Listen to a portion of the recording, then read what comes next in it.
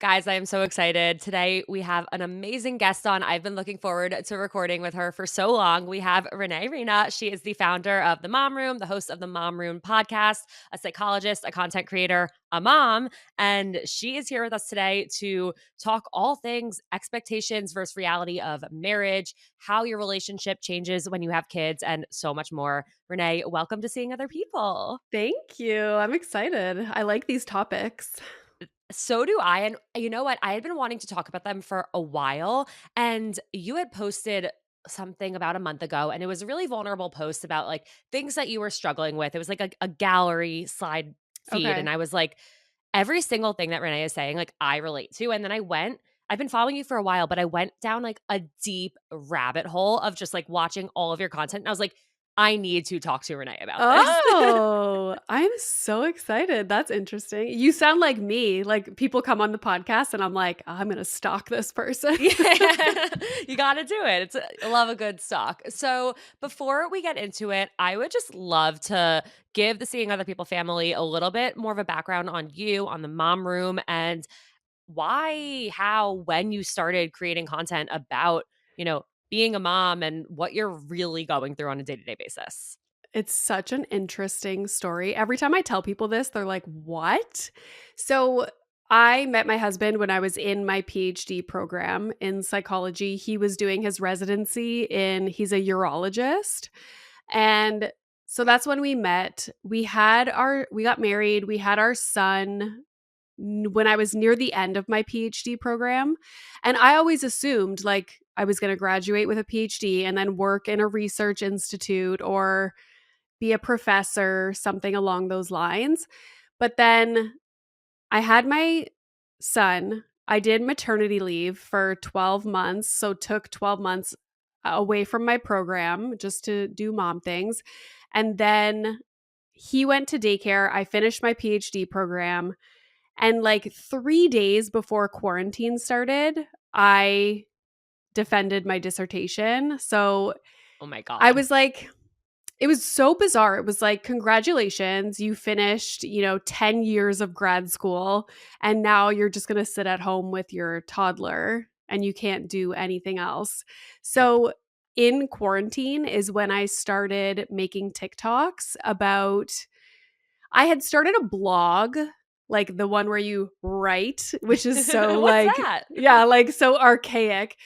I started writing just little blog posts for anyone who wanted to read them. It was mostly just like family and friends right after I had Milo because I was on maternity leave and I was like experiencing all these things that I wasn't expecting when it came to having a baby and motherhood in those early days. So I would write about them. And that was kind of my first experience into sharing what I was going through kind of publicly. Mhm. And then when quarantine happened, I was finished school now, so I had nothing else going on, and I was stuck at home. My husband's a doctor, so he was working his regular job. And then I started to make TikToks about all these things that I was going through in quarantine as a mom with a husband that was still working outside the home. And I was home with an 18-month-old at the time. And that's kind of where it started. I was able to bring all these things that were going on in my mind into little TikToks. But then I was like, I have so much more to say about these topics, and I would like to speak to experts on a lot of these things. And so I was like, I guess I'll start a podcast. So I started the Mom Room podcast during quarantine as well. And then it just kind of grew from there. And then the world went back to normal. And now this is what I do full time. It's so bizarre. People are like, "What?" People are always shocked. They're like, "You have a PhD?" I'm like, "Yes, yes, I do." I love how organically it happened. I was actually talking to a friend this morning who she got let go from her like dream job 2 weeks ago, and she's been kind of freaking out of like, I had this vision in my head of exactly what my life was going to look like, and now I have no idea. And I'm like, well, first of all, your life still might end up looking the way you want, just from a different path, or it could end up looking completely different, but better. Yeah. And that's really what happened to me. I also lost my dream job, and that led me to do this also during COVID. And it's so interesting the paths that we end up going down that were so unexpected. I am curious, having a PhD in psychology, has that impacted your relationship or motherhood in any way?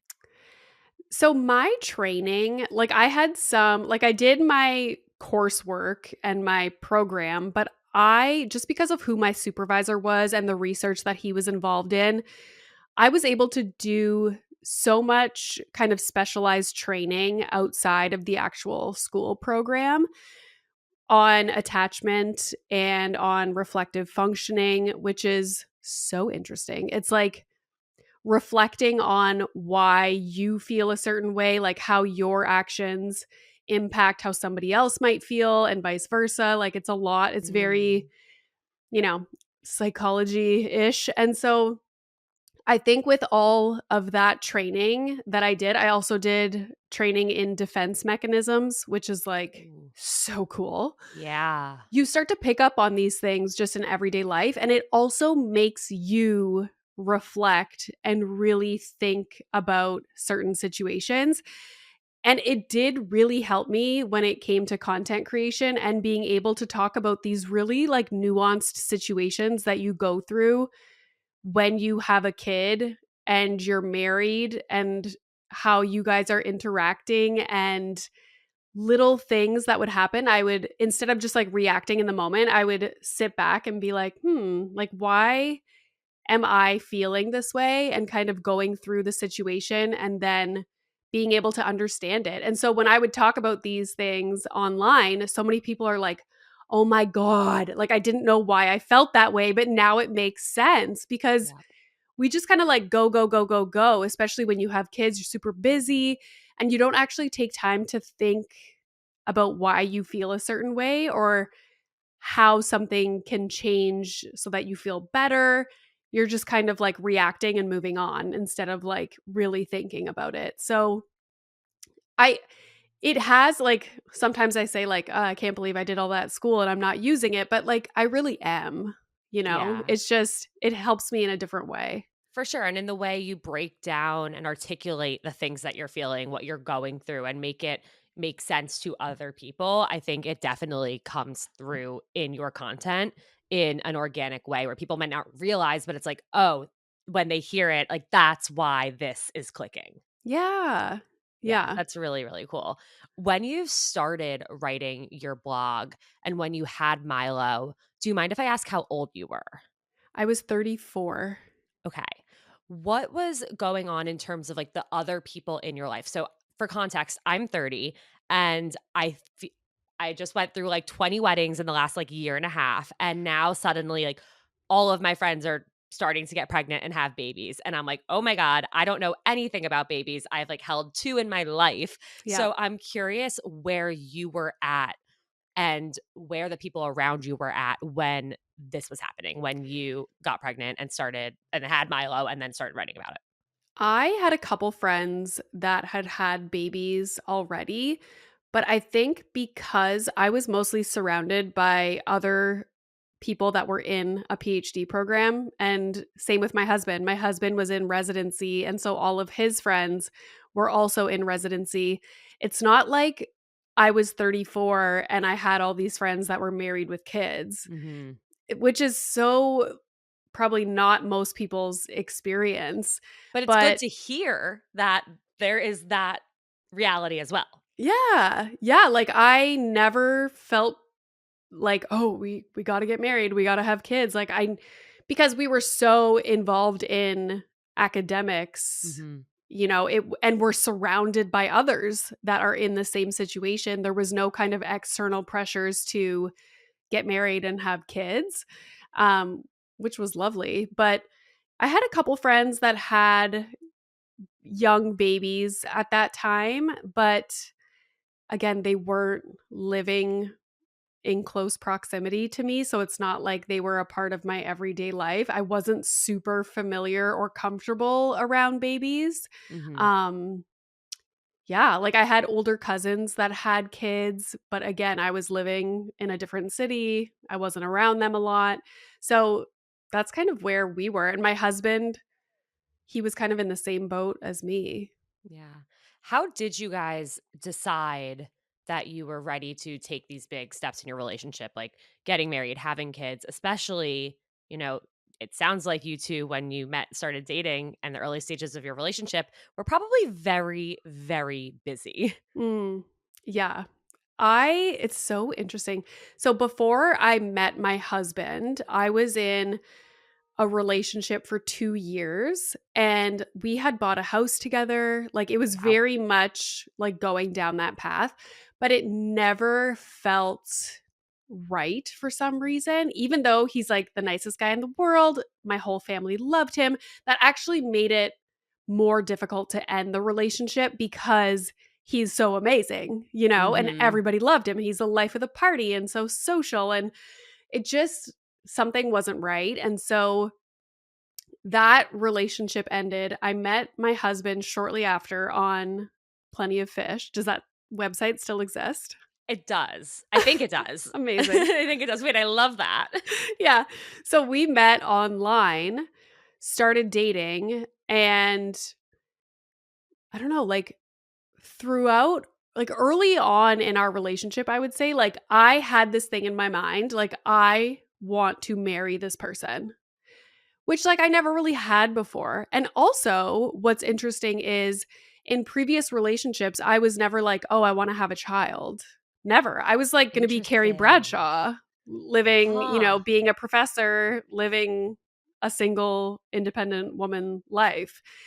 And then in the relationship with my husband, it was like, "Oh, okay, like, I wanna marry this person and have a child with this person." It wasn't Mhm. like, "I'm ready now." It was more like, "I wanna do this with him."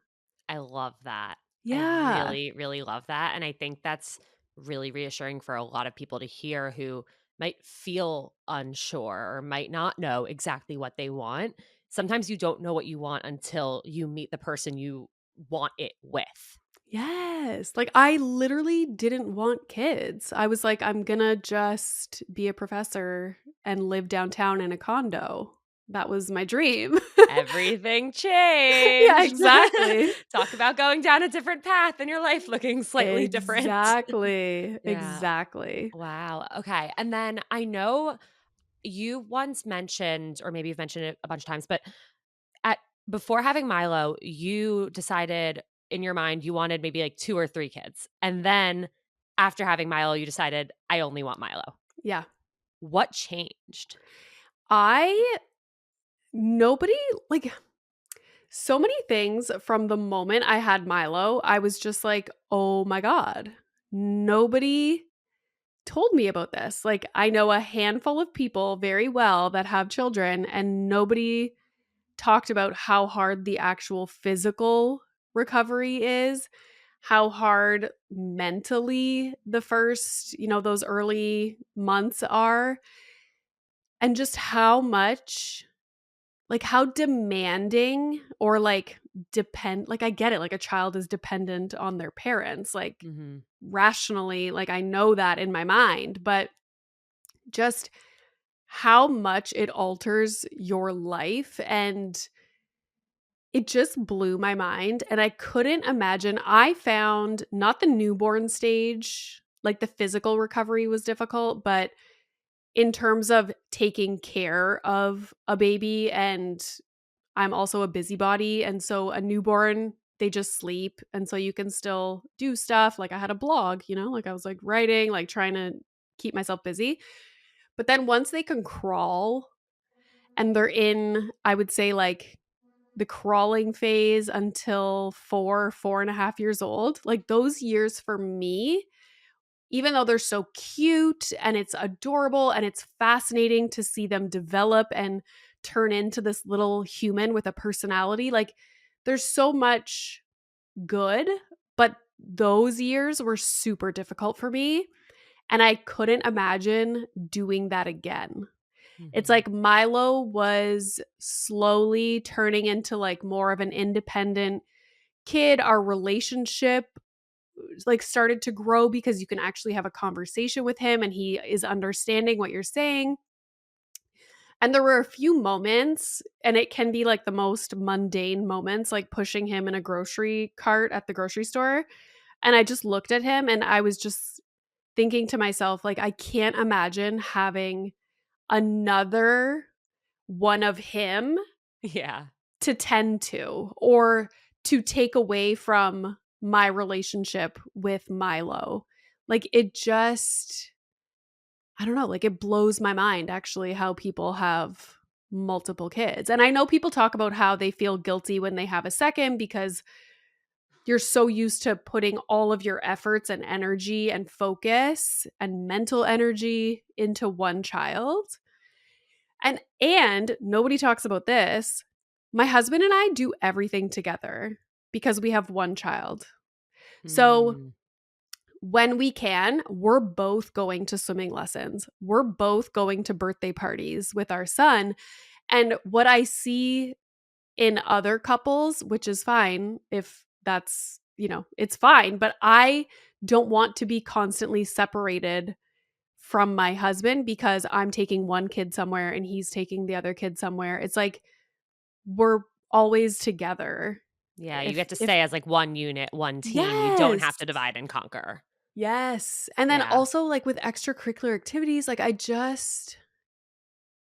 it would just be too much and I think I value my own like achieving goals and doing things. I value that so much and what fulfills me might look different from what fulfills other people and I just don't think that I have the capacity to have more children and be super happy and do things that I also want to do in life, if Yeah. Well, that it's makes sense. absolutely, and it's amazing that you figured that out for yourself and accepted that instead of being like, holding on to your first thought, which was that you didn't want kids, and then holding on to your thought like, "Okay, I want multiple kids now," Yeah. and then being able to let go of that and acknowledge like, "Okay, feelings change, like, priorities change, emotions change, everything changes, like, this is what feels right for me now." Yeah. Yeah. And my husband was always on board with just one kid because he's an only child. Mhm. So to him, it's just normal. Like he Right. doesn't really know anything else. For me, I have siblings, and so I always thought growing up, like, oh, I'm going to have multiple kids and I'm going to stay home. Like my Mm. mom did with us. I was Mhm. like, yeah, that's the dream. And Mhm. here I am, like, I can't even stay home one day and be Right. like a homemaker, right? Like, it's actually the hardest thing in the world for me. I'm like, go, go, go. Like, I'm going to start a podcast. I'm going to do this. I'm going to travel here, do this. Like, I, that is just like not in me to do. But when I was growing up, I was like, I'm going to be my mom. I'm going to have multiple Mhm. kids. I don't know what Yep. I was thinking. No, it's really cool to hear how, like, your actual lived experience of it has changed your perspective and has changed what you want. And whether, anyone's in early stages dating or married or having kids, like, it's so important to let go of that picture in your head of what you thought perfection was or what you thought you wanted your life to look like because, like we've said, like, it might end up looking completely different, but because that's what you then decide that you want. Mhm. It's like being open and actually taking inventory and like reflecting on what like how are your day to day, like what you're doing, like how does it make you Mhm. feel, like what do you want to do more of. Even now I try and do that because it's like, okay, Renee, like what makes you happy, like what fulfills Right. you need to do more of that because you get so stuck in this like hamster wheel of life that you don't Mhm. even ask yourself like what do you Am I want to happy? do? What do I want? How do I feel? Even Yes. with the relationship that you were in before you met your husband, you on paper it was perfect, but it didn't Yeah. feel right. Yeah. And you could have just coasted and been like, "Okay, like it's good enough. I'll just do this forever." Yeah. But you recognize like actually this isn't it. This is not what I Mhm. want. Yeah, sometimes it's initially the decision is harder 'Cause it was like, "Ugh, like, we own a house together, like, Yeah, this we is have to gonna be a pick up nightmare," our whole like life, flip everything upside down. Yeah, yeah, but that's worth it. in the long run, it's beneficial. Absolutely. So after being with your husband and having kids together, I'm curious if you had to go back in time to when you were single, what qualities would you be looking for in a potential life partner now that you know what that's really like? Okay, you need somebody that is your best friend, right? Like, a romantic, like, what do they call it? Like, honeymoon phase, like, you're so into each other, and, like, that's not going to last. Like, what does last is when somebody truly feels like your best friend. You also want someone, if you're planning on living with this person, having children, I lucked out so much in the department of my husband is fully self-sufficient. Like, he doesn't need me to do anything for him, and vice versa. Like, well, he we do stuff for each other, but, like, we are fully independent on our own, and then we come together as a team.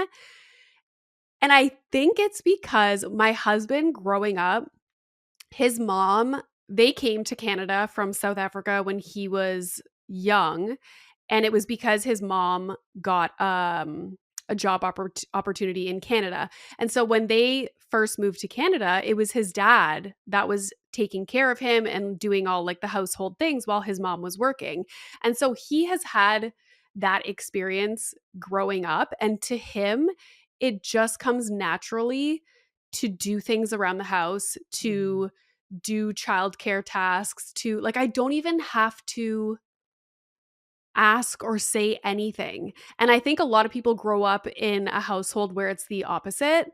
And then if you're in a relationship with someone that hasn't had the experience where they're living on their own, doing everything for themselves. Like, my husband was in med school and then residency for almost 10 years, living by himself, doing everything himself, laundry, cleaning, like Mhm. all the things.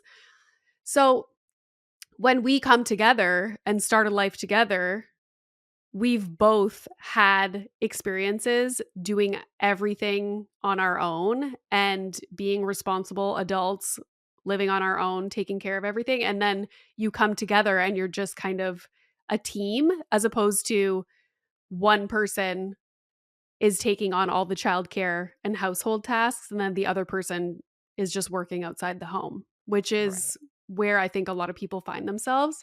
But yeah, like, you really want someone that is self like, I don't know, like, I don't know. And In I'm a way, sure it's like you're more equal. common, it's more, yeah, like an equal. You want an Yeah. equal and not someone that you're taking on most of the household and childcare things, because then it's just, like, resentment and arguments and yeah, so Yeah, and I imagine that starts, like, going back to the best friend aspect, it's like, there were so many times when I was single where it I would put these people on a pedestal, and I would just want them to like me and wanna be with me so badly, where I would have changed anything about myself for them, but none of those situations would ever have worked. Like, I needed to be with somebody who matched my energy and who I could just be myself with, instead of, like, that person that, like, you have that crush on who you want so badly. yeah, That's not real, because that you're not gonna end up being equal partners in that. yeah. It's kind of like, do you watch Love Is Blind? Yes. It is so fascinating to me, that show, because when they're in the pods, I feel like it's what you just said. A lot of the times it's like there's a prize at the end of the pods that they're trying to desperately get to, and for Mhm. some reason in the pods everybody is saying all the right things and everybody is so emotionally intelligent, and it just blows my mind. And then they get out of the pods and It's like, shit hits the why'd you leave fan. this huge thing out when we were in the pods? Why didn't you tell me I know. about this thing? Like, And, yeah, like, people's exactly. personalities, like, completely change. Oh It's my like, god. okay, you won the prize, you got it, and then they're just like, "Okay, well, there goes that. Like, this isn't fun anymore." Yeah. Right, like, you weren't actually being yourself. Sure, you were saying a lot of true things, but you weren't showing who you really are. Yeah. It's Yeah, so interesting to me. for sure. Is there anything, like, going into your relationship, going into getting married before Milo, was there anything that surprised you about marriage itself? Or something that you expected that ended up being completely different? I think because we were both older, we were 30, like, I was pregnant when we got married at our wedding, I was pregnant. Um, so we had already been together for a long time. We had already been living together for a long time. The like Getting married changed nothing for Mhm. us. And I remember reading this quote. I talk about it all the time. Ask me if I can even find this quote. So I don't know if she actually said it or I just like dreamed it one day and now I talk about it all the time. There was a quote from Oprah, I swear to God, because you know how Oprah has never been married.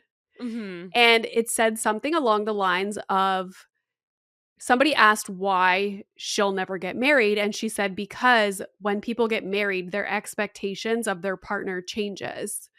And I always think about that because you're in a relationship with someone. A lot of the times nowadays, people live together before they get married, but then they get married, and for some reason, their expectations of their partner changes. Like, oh, they shouldn't be going out so much on the weekends. Like, we're married, you know? Right, But right. for us, like, nothing changed because we were already so familiar with living together and going through difficult things and moving and, all those major life events we kind of had already gone through. And so the wedding was just kind of like, okay, we're married now, you Right, like, know? okay, we celebrated this and had a Yeah, big like we had a party and it's party. legal. Yeah. Well, I think I'm so glad that you said that because I think that is the biggest, like, misconception about marriage is that things change. Like, Nothing people changed. like, I got married 5 months ago and people keep asking me, like, "What's different now?" And my answer to everyone is, "I'm a much happier person now that I'm not planning a wedding, but everything else is the same." Yeah. And that's it, like, because your relationship should already be your Yes. relationship. Like, it's my biggest pet peeve when people's Instagram captions are like, "Yes, to like, I can't wait for forever with you to begin," or like 50 days until forever starts. It's like, no, like, you're already in the relationship. Like, forever has actually already begun. Your relationship isn't just gonna, like, reach this new level and unlock this new thing once you get married. It's going to build, like, one step at a time the way it always has. Yeah.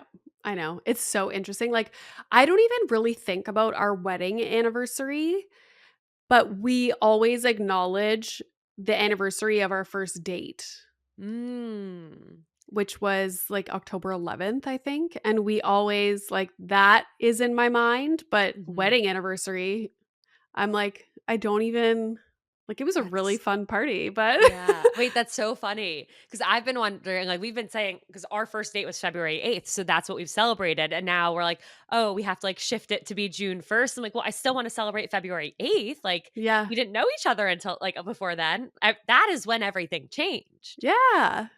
Yeah. I know. Yeah, I know. I know. yeah. Okay, so how did having Milo change your relationship?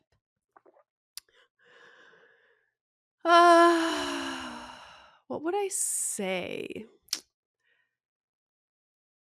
Like, obviously, it changes because instead of your focus being on each other, for a long time, both of your focus is on the child. Mhm, And really, teamwork, at least for us, anyways, those first few months when Milo was waking up all the time in the middle of the night, like, didn't really have a sleep schedule or anything, we were such a team. And my husband would work during the day. I would be with Milo. and then I would go to bed. We would have dinner together, hang out. I would go to bed at like 7 p.m. till midnight. And then at midnight, my husband would come in. My husband would hang out with Milo in the living room. And then at midnight, 12:30, my husband would come in to the bedroom and put Milo in the bassinet and then go to bed so that I for sure had a solid chunk of sleep before my husband even went to bed.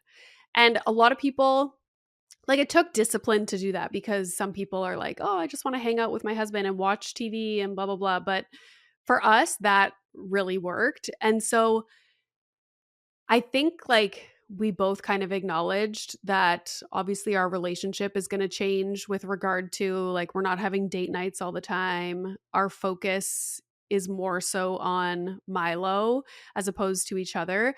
And even now, like, we struggle because we don't have family nearby. So it's hard for us to go out and do things just us. Like I said, like, it's always the three of us. We're going, here, going there, traveling. Um I don't know, it like, again, like, I feel like we're best friends, so I don't have complaints, but when it comes to, like, really connecting and, like, being romantic, like, I don't know, maybe when Milo's older, like, that'll happen Right. again. But it's also acknowledging that your relationship goes through different stages. And I think what happens is a lot of people have a child and their relationship does change. It feels different. It's not so, like, romantic and honeymoon phase. And they're comparing where they're at now to what their relationship used to be. And I don't Mhm. do that. I'm just like, yeah, we have a 6-year-old and we're really busy and we travel a lot and we don't have family nearby. It's almost like people talk about self compassion all the time. It's like having compassion for your relationship too. Like, you're Yeah. not where you were when you were single, being able to Right. do whatever you wanted. Right. And being in love, being in a relationship, being in a marriage is different than falling in love. And so Right. when you compare yourself where you are now to where you were, you're doing yourself and your partner and your relationship a disservice because that that is not sustainable. But we feel pressure to sustain that because, social media looks like everyone's happy and in love and living their best life with their partner every Yeah. second of every day. But no, everyone's busy, everyone's dealing with their own shit. And this is where that best friendship as the foundation, that is what will carry you through. Yeah. And it's also not letting social media or external things tell you how you can be happy in your relationship. Because Mhm. sometimes I get that too. Like, there's certain people that I follow that are always posting these, like, big romantic, like, videos. And I'm just like, oh my God, like, we do not have that. Yeah. And I could go and feel like shit about it, or I could be like, I'm actually really happy, you know? Mhm. Yeah. Like, Yeah. it's interesting what seeing content on social media could do to people and does to people all the time. But, like, really think, like, I really like just watching Below Deck with my husband and, cuddling on the couch. And no, we're not having these big romantic, like, getaways and dinners every week, but I like being in my sweatpants and sitting on the couch eating chips, you know? Yeah. And that's what matters, I think. Like, those Yeah. are the moments that matter. And yeah, I remember, I mean, I all like I got used to get jealous of all the couples I would see doing all these like TikTok dances and stuff together. And I'm like, wow, I want to be with somebody who wants to do TikTok dances with me.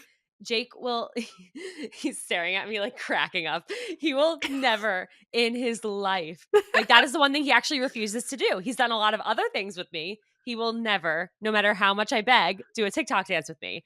That doesn't mean that I don't have the relationship that I want. It Right. just means, like, okay, I will go my whole life without doing a TikTok dance with my husband, and that's okay. Yeah. And it is interesting because when we do have, like, the dinners out and, yeah, it is nice because it's like a change of scenery and it's exciting and because we don't get to do it often. But I'm still like I Mhm. really look forward to those nights where he's not on call. We don't have swimming lessons.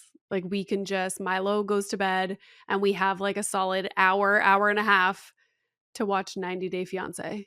Like Yeah. that's what I look forward to, which is so funny because it's not like these big, oh, we went to Mexico and like, yeah, that was great. But I really enjoy just like my everyday life. And so I think if that's where you're at, like that's a pretty good life, you It's know? a really good place to be. Yeah, I think we are conditioned to like strive for like greatness and excellence, but why not strive for like comfort and peace and a routine that is like slightly above average? Yeah. Yeah. I remember, I wish I knew the exact stat, but I remember reading a stat about like couples who watch TV together are like X times more likely like to stay together. Oh, Yeah. interesting. 'Cause at the end of the day, like, you're sitting on the couch together, watching something you enjoy together rather than, like, one person over here doing this, one person over there Yeah. doing that, and that's not to say, like, every single night you have to be doing the exact same thing, but that is interesting, and I remember growing up, like, my parents would watch TV together every night, and I'm like, "Don't they wanna do something else? Like, must be so boring." They just wanna, like, watch different shows together every night, but it was their way to, like, come together at the end of a stressful, busy, chaotic day with 3 kids doing a million different things and just, like, sit and be together. Yeah. I know. I saw this reel. I love him, but Jay Shetty, it was this reel and he said something to the effect of like watching TV together with your spouse is not Like, like, quality time together. yeah, something like that. And I was like, Yeah. you shut your mouth, Jay Shetty. Sit down, Jay. Yeah. Yeah. Listen, on one hand, for sure, you wanna be conversing and connecting and having conversations, but on the other hand, like, every day can't be No, like, our brains can't handle that much. Like, no. we have to chill, and also, you get to then talk about the shows together and, like, relate it back to your life and look forward to, like, an episode coming out and just enjoy that aspect of it. Yeah, I really do love my New Year's resolution last year, which is so embarrassing, was to watch more TV. Shut up, I'm obsessed. Wait, that's incredible. Did Yeah, you I get was like, "Oh, yeah." Like, and even nice. now, like, I, like, kinda got away from it, and then I started watching documentaries again, and I was like, "Oh my god, like, I love watching TV." Like, yeah. I It's just, love like, to that. turn your brain off, Yeah. entertainment, yeah. I've been for the first time ever, I've been reading a lot, Oh, which is something like every year I'm like, "Oh, I'm gonna read, I'm gonna read." But, like, this year I'm actually like, I've probably read 30 books in 6 months, which is novels? yeah. Okay, so I started reading novels a few years ago because my whole life I was in school reading nonfiction books. Like all I would read was True. nonfiction, Right. taking notes, reading research articles. And so finally I started reading novels just for entertainment. And it has changed my life. Like I love it so much. I look forward to that moment where I'm reading in bed before I Mhm. go to sleep every single day. Like And, like, it's you don't heaven. wanna put it down. Oh, Yeah. Yeah. yes. I've been reading and I've been puzzling, and I love those activities because it's a way to exactly turn my brain off, and my hands are busy, so I can't be on my phone. It's the greatest thing in the world. Highly Yes. recommend. And those are 2 things where, like, Jake doesn't do those things with me, but that's when he can watch football or whatever, and that's great. Yeah. Perfect. Works. Yeah. Okay. A few listener questions that I would love your help answering. I went back through old AMAs where I was like, all right, I need someone else to help me with this. Okay. Is it okay to prioritize personal goals over your relationship sometimes? There's a lot that I want to focus on right now for myself and my career, but it means that I'll have less time to spend with my fiance and I don't want to let him down. Okay. There's I was listening to this was a long time ago. I was listening to a podcast, the Him and Her podcast, Lauren Bostic, and she said, "You can have it all, just not on the same day." And that's what I thought of when you were reading that question because it's like your life, every single aspect of your life, like personal goals, fitness goals, parenting goals, relationship goals, friendship goals, like all of those are going to ebb and flow, like be up and down at different times throughout the years, like over the course of a month. Like nothing is going to be stable. And so right now, if you want to focus on personal goals and kind of put that at the forefront, then do that Mhm. and just be aware of it, and maybe let your partner know that like these things are really important to me, like I might take more time to do XYZ, but you can't expect everything to be balanced or you giving the same amount of effort to all these different parts of your life equally all the time. Like it's just Yeah. not going to happen. Like sometimes I'm crushing motherhood. I'm like decorating the front porch for Halloween, like I'm so in it, and then other times I am not.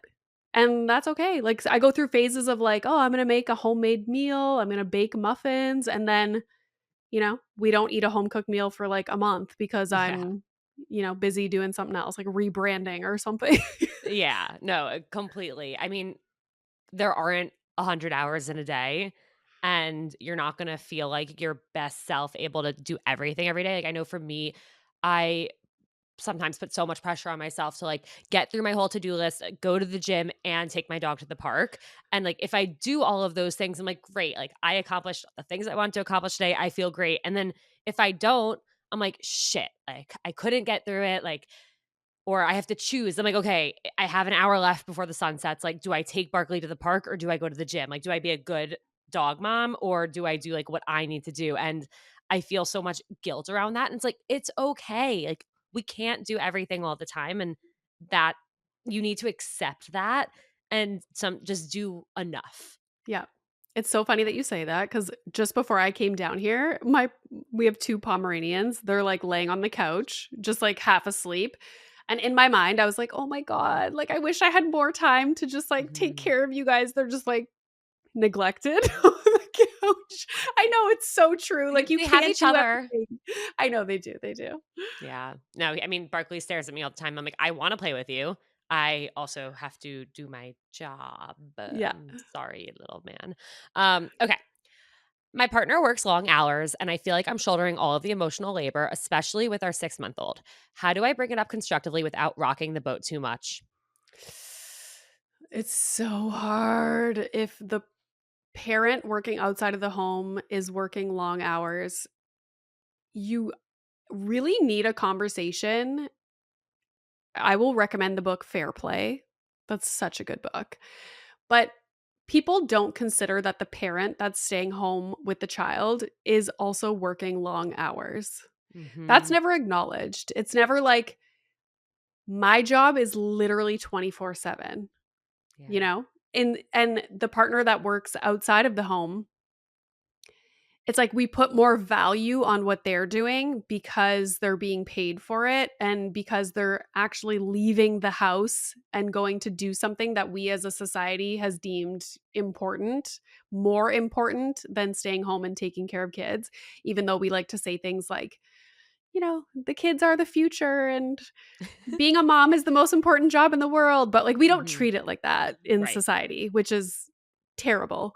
And then you find yourself in situations like this where your partner's working outside the home and you still want them to do more around the house when they get home. It's not like, oh, you get home at 6 p.m. and now because you worked all day, I have to respect your time and your relaxation and your, ability to decompress. Like, when do I get to decompress? When do Mhm. I get to think my own thoughts or like do anything for myself? So it's really having a conversation about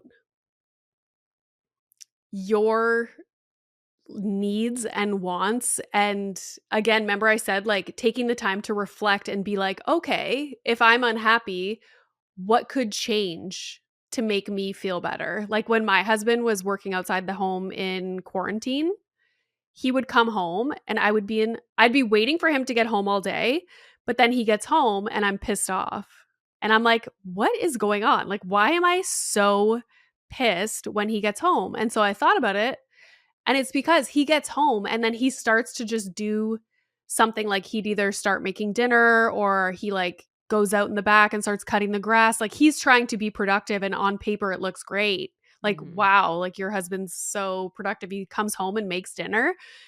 But that's not what I needed or wanted in that moment. It was like, when you get home, can you just come hang out with us for 10, 15 minutes? Right. I know you had the whole pancake debacle that people Oh freaked my out about, where you were complaining that, it was a Saturday morning and your husband was making pancakes, and on paper, yeah, that sounds like wonderful, like trophy Yeah. husband, amazing, but that's not what you Yeah. needed. And people freaked out until you like re-explained why it was upsetting to you. And then everyone was like, okay, yeah, this makes sense. I relate. But Yeah. it's so true. Like you were also working all day and you wanted like just a breather or something a little bit different to break it up. Yeah. Like everybody needs a break from their job. And your job right now is being home or taking care of a 6-month-old. And Mhm. so I'm sure it's irritating when your husband gets home and starts not taking over the job that you have been doing all day. Yeah. It's so frustrating. But as women, as moms, we don't feel like we can say anything because, first of all, we should be absolutely loving every single moment of motherhood and not complaining because hashtag blessed. But Mhm. that's not the case. Like, we need a break. And then at the same time, like, my husband can come home and go cut the grass because he cares about the grass. I do not care about the grass. I want to go organize my closet, Right. you know? Like, you're not able to do the things that are important to you because you're just the default parent constantly watching the kid, and then your husband gets to go do what is important to him, like wash the car or something. What would be the best way to approach this conversation? Oh, it's hard. Like, we just flat out, like, when I would like, I think you need to think and reflect and actually know what you're gonna say first instead of just being like, "I do everything when it comes to parenting," and you know what I mean? Like, you have to like, I remember explaining to my husband, like, "When you get home, like, I don't want you to just go upstairs and start doing laundry." And he looked at me like, "You don't want me to do laundry?" I'm like, "No, I don't. I really don't." Mhm. Like, if anything, come and sit with us for like 10, 15 minutes. You and I can discuss what has to be done for the rest of the evening and decide who is going to take on what job. Because maybe I'm exhausted and don't want to be watching Milo and I'll go cook dinner. Or I'll go cut the grass. I'll go start doing laundry and you come do the thing that I've been doing all day and want a break from. Right. You know, it's just kind of that's how I approached it. And my husband is very easy to talk to. And like, I don't know the temperament or like the personalities of these people. So I don't want to be like, say this, Mhm. but really understand what it is that you need before you bring up the conversation. Because otherwise, you just start, you know, saying things in general terms and it's not Right. Like, gonna "You click always in. do this," like, "You never do Yes. this," Like, like, I do yeah, all of this. y Like, no, yeah. specifically be like, when you get home, can we do this instead? Like, have a Mhm. plan. Yeah, for sure, and I think this can relate to anything, not even, Mhm. like, parenting, just any relationship discussion or challenge, like, figure out how you're gonna articulate it based on what you're really feeling and what you wanna get out of the conversation rather than just reacting emotionally in the Yeah. moment. Especially if it's something that you've been feeling this way for a while, like, okay, then you have the time to actually digest it and think about it. Yeah. And it Yeah. might sound silly. Like, it might sound like, on Saturday morning, can you not make pancakes? Right, Like, can Milo have toast? right. Like, Like, that would it's be okay. simple, but it's so weird. Like, Yeah, yeah. yeah, for sure. All right, final question, and we end every episode with this one, so excited to hear what you're gonna say. What is the best piece of dating or relationship advice you've ever received or have to give?